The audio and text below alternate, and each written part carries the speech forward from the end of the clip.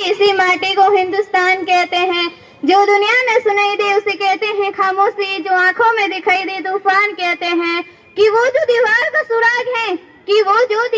सुराग है चीन, अमेरिका, पाकिस्तान की साजिशों का हिस्सा है, मगर हम इसे अपने घर का रोशनदान कहते हैं। परम आदरणीय मुख्य अतिथि, प्रधानाचार्य जी, शिक्षकगण, गांव से पधारे मेहमान और मेरी प्यारी देशवासियों, मैं नव्या देश प्रेम और राष्ट्र निर्माण के उपलक्ष्य में अपने कुछ विचार आप सभी के साथ साझा करना चाहूंगी।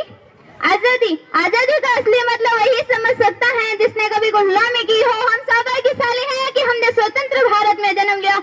यूं तो आजादी की लौ 1857 में जल चुकी थी, जो वर्षाल बनकर 1947 को हमारे देश को आजाद करे। प्राचीन, मध्यकालीन और वर्तमान भारतों के उदाहरणों से स्पष्ट करना चाहूंगी कि जब आप फिरंगियों के घेरे में फंस गए थे, तब रंग दे बसंती चोला की एक आवाज पर टोलों के टोले उमड़ाते थे। उनके वंदे मातरों के नारों से खून में आने वाला अंग्रेजों की शासकों की जड़ों को हिला देता। लोग मर जाते, फांसी चढ़ जाते, वो भी अपनी देशभक्ति साबित कर रहे होते थे, क्योंकि उस दौर की देशभक्ति की कसौटी हुआ करती थी।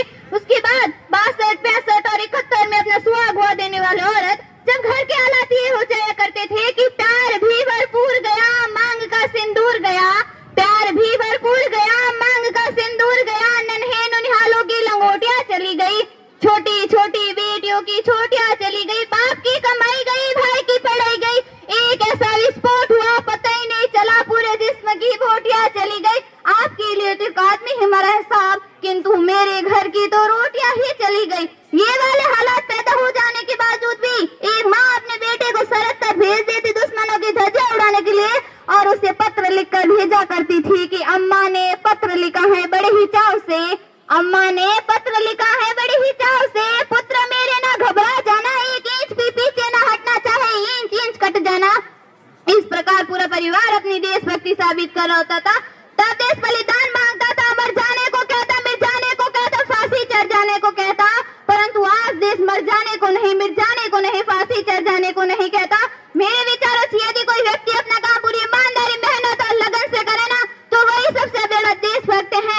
और मैं नहीं मानती कि फेसबुक, व्हाट्सएप और इंस्टाग्राम की डीपी को 3 रंग में रंग देना ही देशभक्ति है। यदि आप कहेंगे कि साल में हाथ में 2 बार तिरंगा ले लेना ही देशभक्ति है, तो मैं आपसे पूछना चाहूंगी, फुटपाथ पर रहने वाला वो बच्चा ट्रैफिक की छांव में नंगे पांव में जब तिरंगा बेच रहा होता है, तो क्या आप उसे उसकी देशभक्ति कहेंगे? नहीं, ये उसकी देशभक्ति नहीं, उसके पेट की भूख की शक्ति होती है जो उसे ऐसा करने पर मजबूर कर देती है। क्योंकि ना मंदिर को जानते, ना मस्जिद को जानते, ना मंदिर को जानते, ना मस्जिद को जानते, जो पेट के भूखे होते हैं ना साहब, वो सिर्फ भोजन के निवालों को जानते, ताकि हर एक देश तो ये समझ सके कि अगर तू परिंदा है तो ये आसमान तेरा है, अगर तू परिंदा है तो ये आसमान तेरा है, अगर तू दरिंदा है तो ये शमशान तेरी है। भाईचारे से रहना है तो रहे इस जमीन पर, भाईचारे से रहना है तो रहे इस जमीन पर, रहना ये कफन भी तेरी और कब्रिस्तान भी तेरा है, कब्रिस्तान भी तेरा है। जय